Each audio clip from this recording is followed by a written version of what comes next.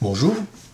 Bien, cette passerelle de Strasbourg a la particularité d'avoir un fond plat. Alors c'est pratique, mais ça n'enlève pas le fait qu'il faut le dessiner et puis répondre à quelques problèmes techniques. Alors le premier à résoudre, c'est le fait que le fond plat fait 2 mètres 60, autrement dit 2600 mm de large, mais il fait quand même 21 mètres et 6 cm de long. Alors des tôles de cette longueur, ça n'existe pas, il faut les commander, il faut les découper, et puis il faut faire ce qu'on appelle un calpinage qui soit cohérent. Alors au maximum on peut avoir des tôles de 6 mètres de long par 2 mètres 60. Alors vous voyez, on est un peu bloqué. Alors il vaut mieux faire l'inverse, considérer que la tôle, on peut les commander en 2 mètres 60 par 2 mètres 50. On va renverser un peu la vapeur. Donc avec le chef d'atelier, on s'est mis d'accord sur le fait que les 21 mètres, on allait le couvrir principalement avec des tôles de 2 mètres 50 de long par 2600, 2 mètres 60 de large. Alors je fais appel à la commande rectangle, RC. RC, vous regardez toujours en bas la fenêtre de commande. Hein. C'est elle qui vous donne les directives à suivre. RC, espace. Spécifier le point de départ. Je clique n'importe où par là. Franchement, on s'en fiche de là où on est. Mais plutôt en haut à droite de votre icône des coordonnées. Donc, dans ce sens-là, on a dit 2500. Alors, depuis ce n'importe où j'ai cliqué, arroba, 2500, virgule. Je sépare par une virgule. La deuxième coordonnée, c'est la hauteur. Autrement dit, la largeur de ma passerelle. Mais vu par-dessus, ça fait une hauteur. Je dis donc 2600. Entrée. Je zoome un peu avec la molette. J'en profite et je fais de suite un bloc de cet objet. Vous allez voir pourquoi plus tard, à la fin de cette vidéo. Alors, je fais CTRL, j'appuie sur la touche CTRL, j'appuie aussi sur la touche Maj, puis je fais un clic j'appuie sur la touche C, CTRL Maj C, il me dit copie, spécifier un point de référence. Alors, je vais prendre le milieu, je clique là. Spécifier les entités, je clique n'importe où par là et je vais par là parce que c'est plus rapide que de pointer dessus, ça me fatigue les yeux. Et je fais espace pour dire j'ai terminé. Puis de suite, je fais CTRL, Maj, mais V cette fois-ci, pour dire je colle ce que je viens de copier. Et je reclique au même endroit. Puis je fais EF pour effacer, EF espace, spécifier les entités. Alors là, je clique pas, je dis rien, je vais dire P pour précédent, le précédent objet. Et je fais espace pour confirmer. Voilà. Autrement dit, il a effacé le rectangle qui est sous le bloc que je viens de fabriquer. Alors c'est un bloc, dans le sens que vous voyez, ici il me dit, c'est un bloc qui porte ce nom. Alors un nom bizarre, parce que c'est un nom aléatoire qu'il a fabriqué, mais je m'en fiche, c'est pas le problème. Bien, je me sers de ce bloc pour reconstituer une autre tôle. Je fais RC espace. Spécifier le point de départ, ici, à là. Puis j'appelle une autre commande, j'appelle la commande déplacer. DP, espace. Déplacer quel objet? Celui qui est dessus. Bouton de droite ou espace pour dire j'ai terminé. Spécifier un point de départ n'importe où, on s'en fiche. Je suis bloqué avec la touche F8 en orthonomée. Voilà, je me rebloque en orthonomée. Et je dis, je m'en vais par là-bas de 2505. Pourquoi 2505? Bien comme ça, j'introduis une distance entre les deux tôles. De là à là, vous voyez, il me dit 5. J'ai bien une distance de 5.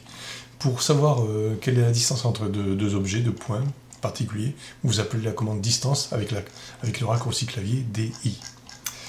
Comme tout à l'heure, je refabrique un bloc avec cette tôle. CTRL Maj C. Je prends le point milieu. Vous voyez, je zoome. Allez, hop, le point milieu. Je sélectionne l'objet. Bouton de droite ou espace pour dire j'ai terminé. CTRL Maj V. Je colle le même objet que je viens de copier. J'efface EF P pour précédent. Espace pour confirmer. Et cet objet, ce nouveau bloc que je viens de copier, que je viens de faire, je vais le copier. La commande CP.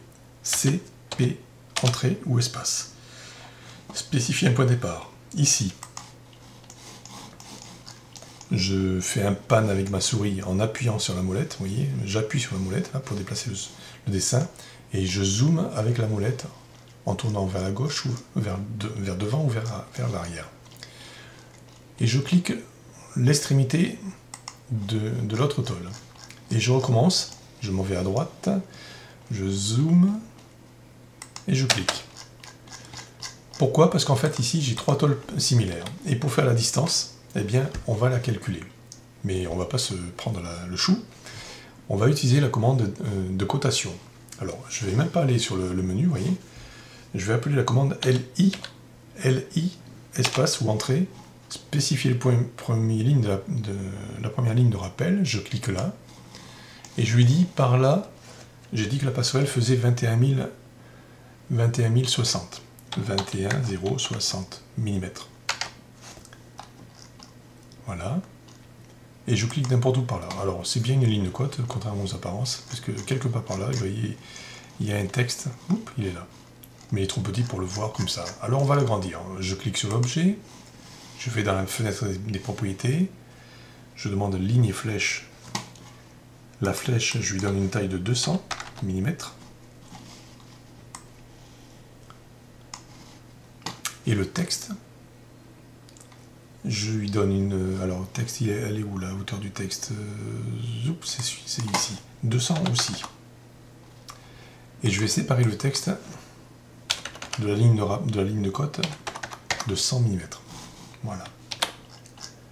Voilà, c'est un peu plus lisible. La flèche est pas assez grosse peut-être. Allez hop, on va augmenter la flèche. La taille de la flèche, elle est là, on va dire 400. Allez.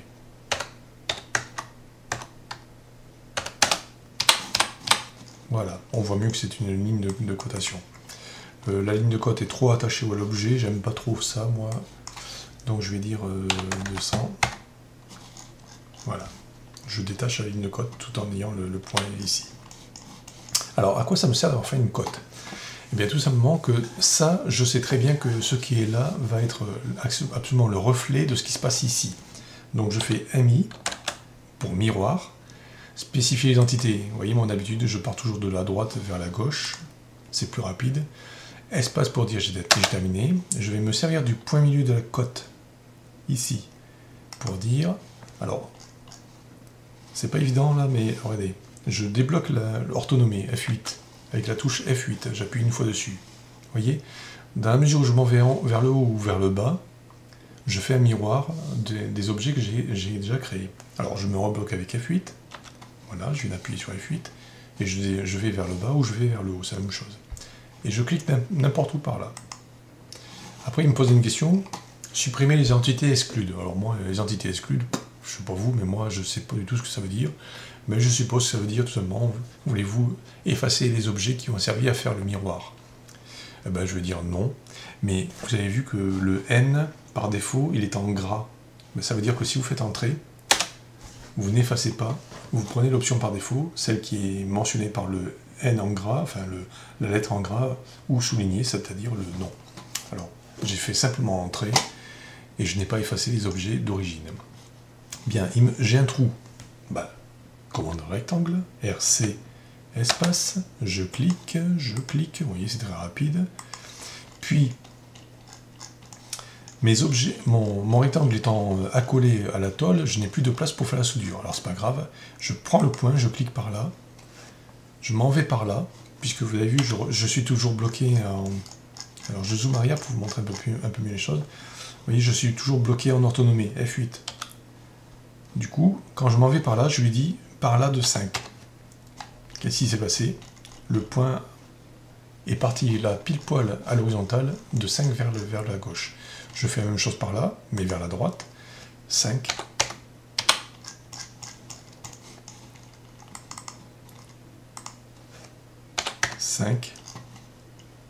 Et je termine 5 vers la droite. Voilà. Toutes mes tôles sont là. J'ai la place pour faire les soudures de raccordement. Et l'ensemble fait bien 21 060. Alors pourquoi je vous ai fait faire un miroir et fait faire des blocs? Tout simplement parce que je sais très bien que dans cette tôle, il va se passer des choses particulières qui vont être absolument le reflet de ce qui se passe ici. Alors, je rentre dans le bloc, je clique 2 fois dessus, je fais OK, Et mettons que je fasse un cercle par là. Un cercle de spécifier le rayon, je vais dire 125. Parce que je vais avoir une pièce que j'appelle le pion. Et vous verrez par la suite ce que c'est. Alors, vu que ce pion, il va se retrouver aussi là-bas, quand je fais bouton de droite, fermer le composant, enregistrer, mais vous remarquerez que ce que j'ai fait à gauche se répercute à droite. C'est l'intérêt des blocs. Vous n'avez à faire les choses qu'une fois. Et dans la mesure où une modification se fait, à gauche, elle se fera aussi à droite. Voilà l'intérêt des blocs. Et je vous conseille vivement d'en prendre l'habitude.